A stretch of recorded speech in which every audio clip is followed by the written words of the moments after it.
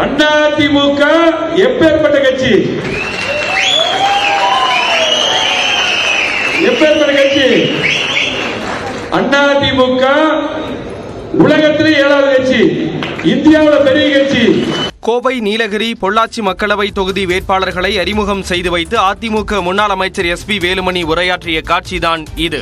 கோவை சென்னியம்பாளையத்தில் உள்ள தனியார் மண்டபத்தில் வேட்பாளர்களை அறிமுகம் செய்து வைத்து பேசிய வேலுமணி, கோவை மக்களவை தேர்தலில் திமுக அதிமுக இடையில்தான் போட்டி என்றும் பாஜகவை இதில் சேர்க்கவே முடியாது என்றும் தெரிவித்தார். போட்டி திமுக அதிமுக தான், அதெல்லாம் மாற்றுக்கத்தில் எல்லாம் நல்லா விவரமாக தெரியும்.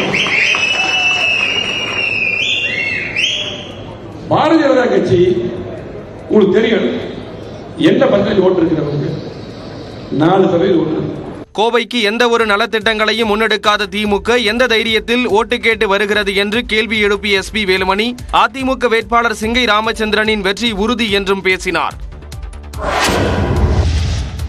வங்கதேச எல்லையை சட்டவிரோதமாக கடக்க முயன்றதாக தாம்பரம் சிறப்பு உதவி ஆய்வாளர் கைது செய்யப்பட்டுள்ள சம்பவம் அதிர்ச்சியை ஏற்படுத்தியுள்ளது. திருச்சியைச் சேர்ந்த ஜான் செல்வராஜ் தாம்பரம் மாநகர காவல் ஆணையரகத்திற்கு உட்பட்ட சேலையூர் காவல் நிலையத்தில் சிறப்பு உதவி ஆய்வாளராக பணியாற்றி வந்தார். 1993 பேட்சை சேர்ந்த ஜான் செல்வராஜ் காவல் நிலையத்திலிருந்து நீதிமன்றத்திற்கு குற்றம் சாட்டப்பட்டவர்களை அழைத்துச் செல்லும் மேற்குவங்க மாநிலம் வழியாக வங்கதேச எல்லைக்குள் ஜான் செல்வராஜ் சட்டவிரோதமாக நுழைய முயன்றதாக கூறப்படுகிறது. அங்கு பாதுகாப்பு பணியில் இருந்த வங்கதேச ராணுவத்தினர் ஜான் செல்வராஜை சுற்றி வளைத்து பிடித்து முகாமில் வைத்து விசாரணை நடத்தி வருவதாகவும் சொல்லப்படுகிறது. இதுகுறித்து வங்கதேச அரசு மத்திய அரசுக்கு தகவல் தந்த நிலையில் உள்துறை அமைச்சகம் விசாரணை நடத்தியது. அப்போது ஜான் செல்வராஜ் தமிழ்நாடு காவல்துறையைச் சேர்ந்தவர் என்பது தெரிய வந்ததால் டிஜிபி சங்கர் ஜிவாலுக்கு தகவல் அளிக்கப்பட்டுள்ளது. இது தொடர்பாக தாம்பரம் மாநகர காவல் ஆணையர் ஜான் செல்வராஜ் ஏற்கனவே பணியில் இருந்த சென்னை மாநகர காவல் ஆணையர், திருச்சி மாநகர காவல் ஆணையர் ஆகியோர் விசாரணை மேற்கொண்டுள்ளனர்.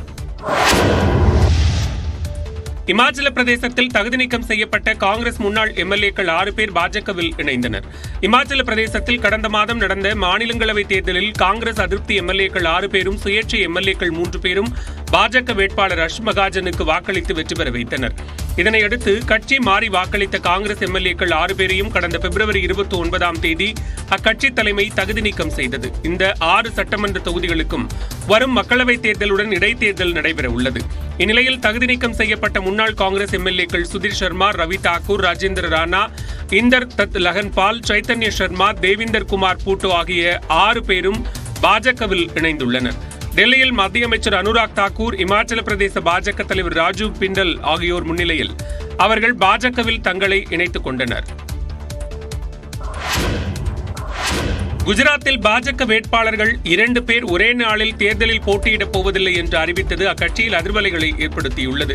பிரதமர் மோடியின் சொந்த மாநிலமான குஜராத்தின் வதோதராவில் எம்பியாக உள்ள ரஞ்சன் பட்டுக்கு மீண்டும் அந்த தொகுதியில் போட்டியிட பாஜக வாய்ப்பு வழங்கியது. ஆனால் இதற்கு அப்பகுதி பாஜக தலைவர்கள் தொடர்ந்து எதிர்ப்பு தெரிவித்து வந்தனர். இதே காரணத்திற்காக பாஜகவின் தேசிய மகளிர் பிரிவு துணைத் தலைவர் ஜோதிபென் பாண்டியா கட்சியிலிருந்து விலகினார். பல இடங்களில் ரஞ்சன் பட்டிற்கு எதிராக பேனர்கள் வைக்கப்பட்டன. இந்நிலையில் தனிப்பட்ட காரணங்களுக்காக தான் போட்டியிடவில்லை என ரஞ்சன் பட் திடீரென அறிவித்துள்ளார். இதேபோன்று சபர்கந்தா மக்களவை தொகுதிக்கான பாஜக வேட்பாளராக அறிவிக்கப்பட்டிருந்த பிகாஜி தாக்கூர் என்பவரும் தான் தேர்தலில் போட்டியிடப் போவதில்லை என்று அறிவித்தார். தாமோர் என்ற சாதி பெயரை பின்னால் வைத்திருந்த பிகாஜி அண்மையில் தனது பெயரை தாக்கூர் என்று மாற்றினார். தாக்கூர் வாக்காளர்கள் அதிகம் உள்ள சபர்கந்தா தொகுதியில் வாக்காளர்களை கவரவே இவ்வாறு பெயரை மாற்றிக் கொண்டதாக சர்ச்சை எழுந்தது. இதனையடுத்து தேர்தலில் போட்டியிடப் போவதில்லை என்று அறிவித்த பிகாஜி சில நிமிடங்களிலேயே அந்த பதிவை நீக்கியுள்ளார். சென்னை குஜராத் அணிகளுக்கு இடையே வரும் 26ஆம் தேதி சேப்பாக்கத்தில் நடைபெறும் போட்டிக்கான ஆன்லைன் டிக்கெட்டுகள் 10 நிமிடத்தில் விற்று தீர்ந்தன.